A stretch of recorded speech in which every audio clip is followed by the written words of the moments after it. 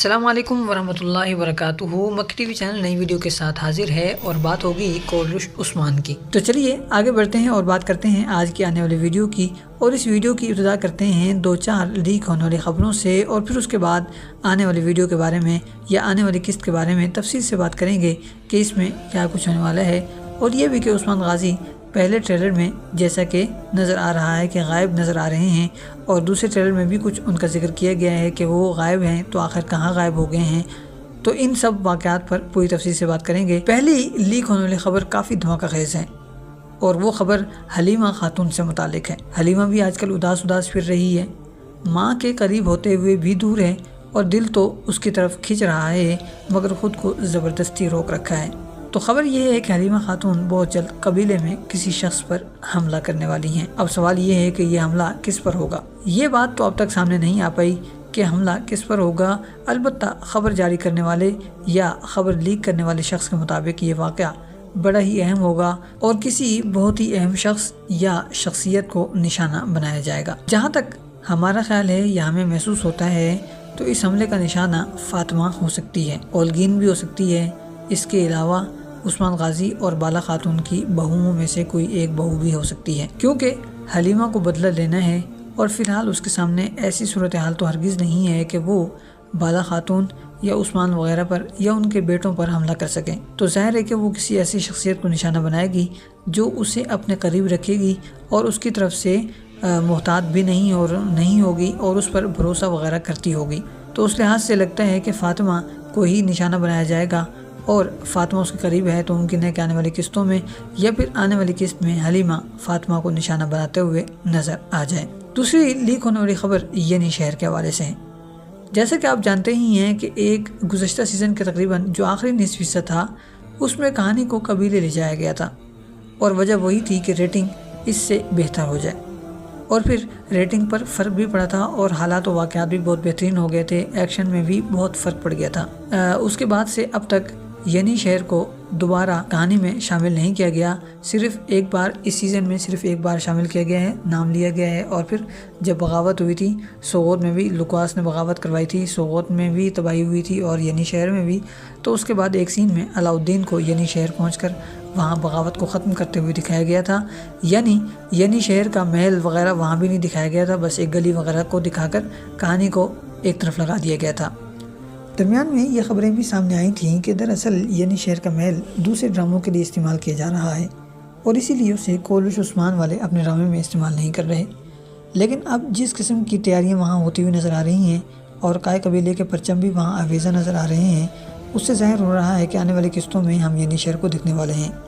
साथ ही साथ ये भी है कि इन तैयारियों के मुताबिक यनी शहर पर कोई छोटा मोटा हमला भी होने वाला है और इस हमले में यनी शहर के महल में आग भी लगती हुई नज़र आएगी, जिसके बाद इन मनाजिर को ड्रामे की ज़ीनत बनाया जाएगा। तीसरी लीक होने वाली खबर भी बहुत अहम है और वो खबर है कोनिया के महल के बारे में, यानी वो महल जो सल्जोकी सुल्तानों के इस्तेमाल में रहता था और उस्मान गाजी भी वहाँ कभी कभी जाया करते थे। और आखिरी मरतबा गुज़श्ता सीज़न में अलाउद्दीन वहाँ गया था और उसके सामने वहाँ सुल्तान की वफ़ात हुई थी। तो उसके बाद से फिर ये महल कोलरुश उस्मान में नहीं दिखाया गया। अब इसकी भी कुछ तस्वीरें सामने आई हैं जिनके मुताबिक इसमें भी कुछ तब्दीलियाँ लाई जा रही हैं और रद्द बदल किया जा रहा है। कुछ चीज़ें गिरा कर नई चीज़ें उसकी जगह पर लाई जा रही हैं, यानी पुरानी बनावट ख़त्म की जा रही है, नई सजावट लाई जा रही है। और ये चीज़ें भी ज़ाहिर करती हैं कि वो जल्द कोनिया का महल भी किसी न किसी अंदाज में या ये कह सकते हैं कि मंगोलों के इस्तेमाल में दिखाया जाने वाला हो सकता है कोलरुश उस्मान में। चौथी लीक होने वाली खबर एक्शन से मुताल्लिक है, यानी लड़ाई भिड़ाई से।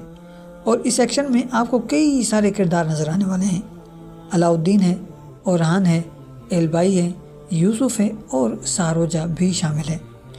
एक्शन से भरपूर ये मनाजिर या ये मंज़र आपको जंगल में नज़र आएगा और यहाँ पर जो एक्शन नज़र आ रहा है वो मंगोलों के ख़िलाफ़ होने वाला है, यानी इस जंगल में ये लोग मंगोलों से लड़ते भिड़ते हुए नज़र आने वाले हैं। और बज़ाहिर तो ऐसा महसूस होता है कि ये लड़ाई اگلی قسط میں نظر نہیں آئے گی بلکہ اس سے اگلی قسط میں نظر آئے گی۔ تو یہ تھیں لیک ہونے والی خبریں جو ہم نے آپ کے سامنے پیش کر دی ہیں، اور اب بات ہو جائے آنے والی قسط کی۔ آنے والی قسط کا سب سے بڑا سوال تو یہی ہے کہ عثمان غازی کہاں غائب ہو گئے ہیں، اور ہر شخص اس حوالے سے پریشان ہوتا ہوا نظر آ رہا ہے۔ اگر واقعات کی ترتیب دیکھی جائے تو یوں محسوس ہوتا ہے کہ قسط کی ابتدا میں آکسار قلعے پر دھاوا بولا جائے گا اور سب لوگ ایکشن میں نظر آئیں گے۔ زبردست قسم کی منجنیقوں کے ذریعے بمباری کہہ لیں یا پتھراؤ کہہ لیں وہ بھی ہوگا، اور پھر اس کے بعد انہی منجنیقوں کے ذریعے اتنی زوردار قسم کا پتھراؤ ہوگا کہ فصیل میں شگاف پڑ جائے گا، اور یہ شگاف بھی اتنا بڑا ہوگا کہ عثمان غازی گھوڑے پر بیٹھے بیٹھے اس شگاف کو پار کرتے کرتے محل میں گھستے اور پھر دشمنوں کو مارتے اور کاٹتے نظر آنے والے ہیں۔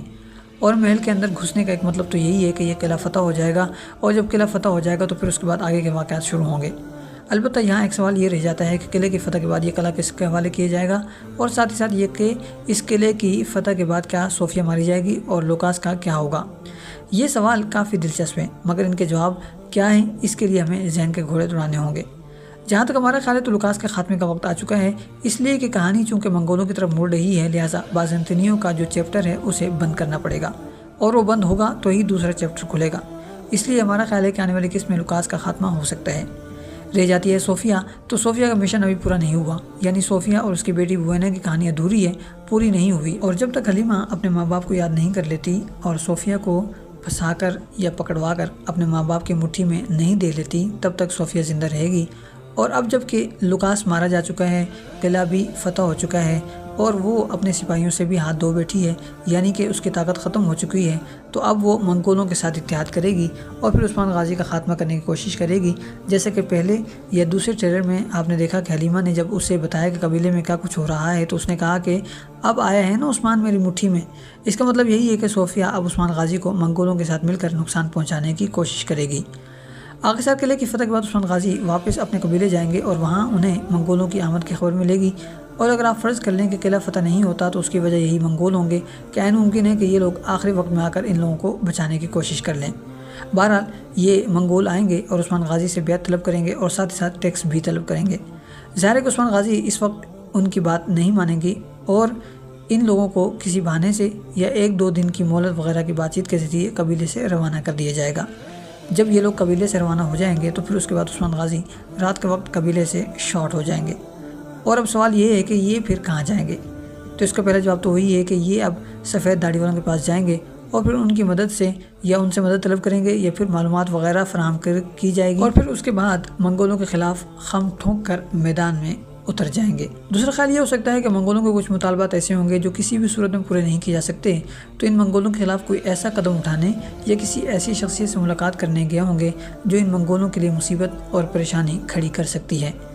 جیسے کہ عثمان غازی نے کہا بھی ہے کہ فتح صرف قلعوں سے حاصل نہیں ہوتی بلکہ دلوں کو بھی فتح کرنا پڑتا ہے، اس لیے عین ممکن ہے کہ عثمان غازی اس موقع پر کسی کا دل جیتنے گئے ہوں جو اس لڑائی میں ان کا دست و بازو بننے والا ہو۔ آج کے لیے اتنا ہی، لہٰذا ویڈیو کو لائک کیجیے، شیئر کیجیے اور کمنٹس کرنا ہرگز مت بھولیے گا۔ ملتے ہیں بہت جلد ایک نئی ویڈیو کے ساتھ۔ السلام علیکم ورحمۃ اللہ وبرکاتہ۔